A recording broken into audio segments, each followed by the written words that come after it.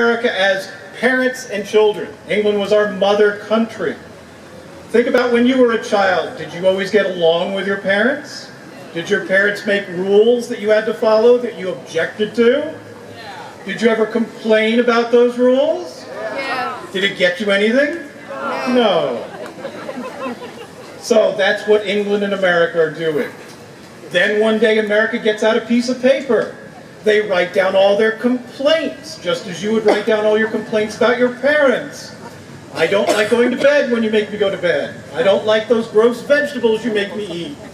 And I want to go to bed as late as I want and watch TV, etc., etc., etc. You write that all up and you give it to your parents. Do your parents agree to that?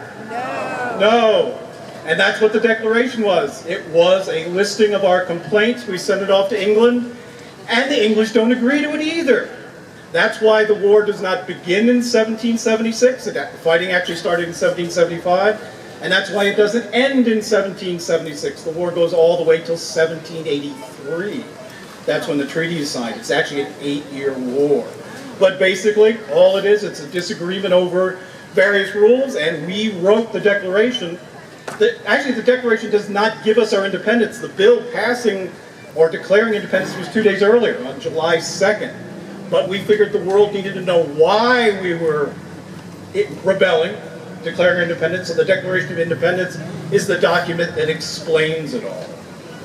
Now, for today's ceremony, we're trying to recreate a traditional way the Declaration would be celebrated on July 4th, which would include a reading, which we'll do in a moment, and there would also be musket firings. There would be decorations. Soldiers in Washington's army actually decorated their hats with pine boughs, and prisoners of war actually made small flags and put them in their hats. So that's why I have this elaborate chapeau today. But for our celebration, when we have the reading, it is an important document, but when they celebrated, they did not stand there stoically silent, just listening. They would reenact, or they would react. If there was something they objected to, they would boo. Or they would hiss, and we're encouraging you to do that. If there's something you agree with, feel free to agree with it. And of course, the cheer you've already heard many times, our traditional 18th century cheer, is not hip hip hooray, it is hip hip huzzah! So when you hear hip hip, feel free to yell out huzzah as loudly as possible. So we're going to test you right now, see if you can do it. Hip hip huzzah! It is just a warm-up. Hip hip! Hip hip! Excellent. So now we'll have the troops bring forward Mr. Winslow, who will read our Declaration of Independence. Feel free to cheer and boo. And after the reading, we will offer 13 historic toasts, which you can feel free to